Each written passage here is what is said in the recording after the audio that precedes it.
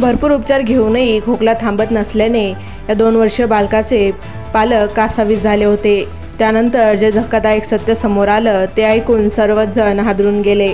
या 2 वर्षीय बालकाचा खोकला थांबत नसल्याने डॉक्टरांकडे गेले असता त्यांनी तात्काळ सीटी स्कॅन केला आणि त्यानंतर या चाचणीमध्ये मुलाच्या फुफ्फुसात काहीतरी अडकल्याचे आढळले। त्यानंतर त्या मुलाच्या पालकांनी नाशिकला असलेल्या रुग्णालयात भेट दिली। वैद्यकीय अहवालाचा अभ्यास केल्यानंतर फुफ्फुसात नारळाचा तुकडा अडकल्याचे लक्षात आले। त्यानंतर तातडीने डॉक्टरांनी हा तुकडा बाहेर काढण्यासाठी मोहीम राबवली आणि विशेष म्हणजे डॉक्टरांनी हा नारळाचा तुकडा काढण्यासाठी कुठलीही चिरफाड केली नाही आणि यशस्वीरित्या हा तुकडा बाहेर काढला। यानंतर बालकाला काही क्षणात मोकळ्याने श्वास घेता येऊ लागला आणि त्याच्या तब्येतही सुधारणा जाणवली। आधुनिक तंत्रज्ञानामुळे बालकाच्या वेदना टळल्या व काही तासात तो सामान्य जीवन जगण्यास सज्ज झाला। याबद्दल पालकांनी हॉस्पिटलच्या संपूर्ण टीमचे आभार मानले आहे। ज्या डॉक्टरांनी या मुलाचा कोणतेही ऑपरेशन न करता हा तुकडा बाहेर काढला त्या डॉक्टर स्वप्नील यांचं सगळीकडून भरभरून कौतुक होत आहे। अशा देवदूतांमुळेच अनेकांचे प्राण वाचतात। मात्र मुले खेळत असताना त्यांच्यावर विशेष लक्ष ठेवणं गरजेचं आहे। ते कधी काय करतील याचा काही नेम नाही।